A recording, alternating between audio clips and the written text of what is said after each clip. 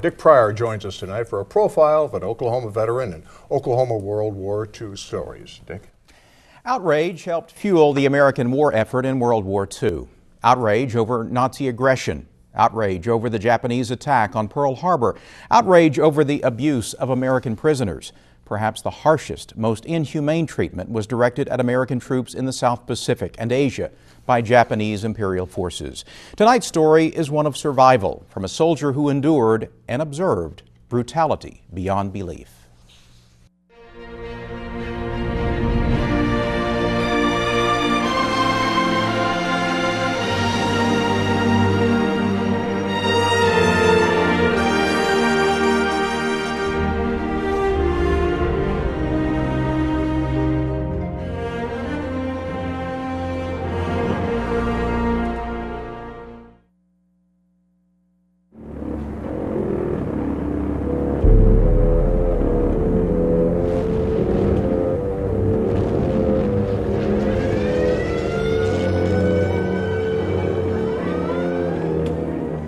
Within hours of the sneak attack at Pearl Harbor, Japan launched another offensive 5,000 miles away in the Philippines.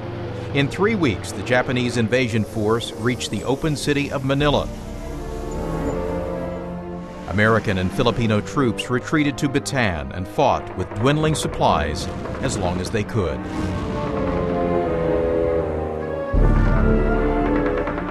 Realizing his sick, undernourished troops were doomed, the American commanding general surrendered in April 1942. He received assurances from the Japanese commander that the prisoners of war would be treated well. Sergeant Alexander Matthews, full-blood Pawnee Indian, was one of almost 80,000 American and Filipino soldiers left at Bataan. Soon, he and the others were face to face with their captors. We were quite surprised at their height. They must have been around maybe 5'4", little guys, but they were battle-hardened veterans.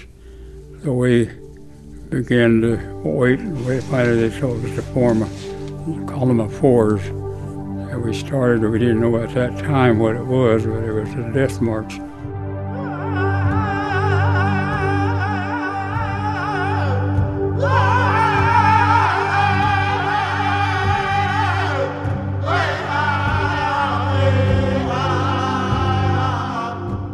The men were being marched to Camp O'Donnell, 79 miles away.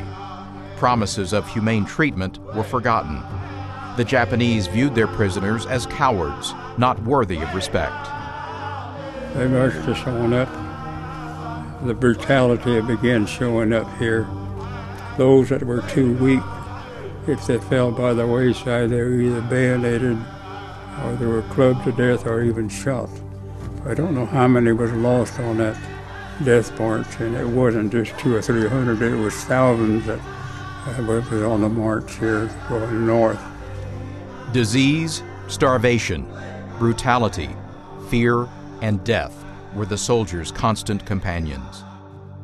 Of the 78,000 men who began the march, more than 10,000 died on the way to Camp O'Donnell.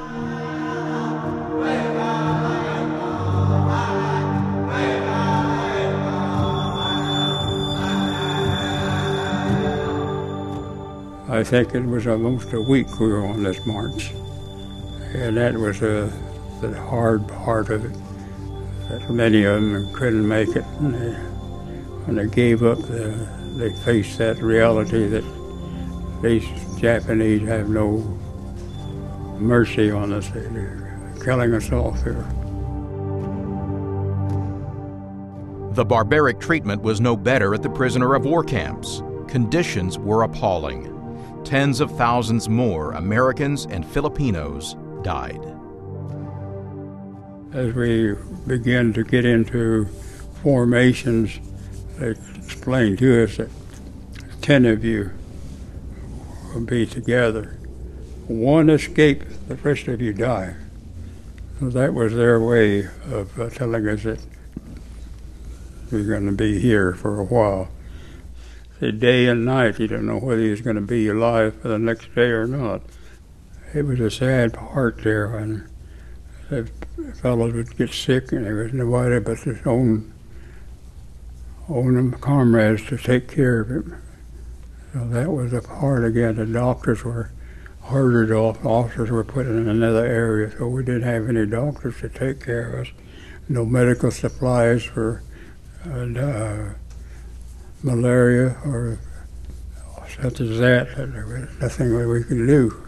Just hope, have faith. Matthews was held by the Japanese Imperial Army for the rest of the war. He was shuttled from one camp to another and forced to perform slave labor. But he survived. Sergeant Alexander Matthews was finally released in August 1945 after 42 months as a prisoner of war. 41 Christmas, 42 Christmas, 43 Christmas, 44 Christmas. No Santa Claus. That's the way it was.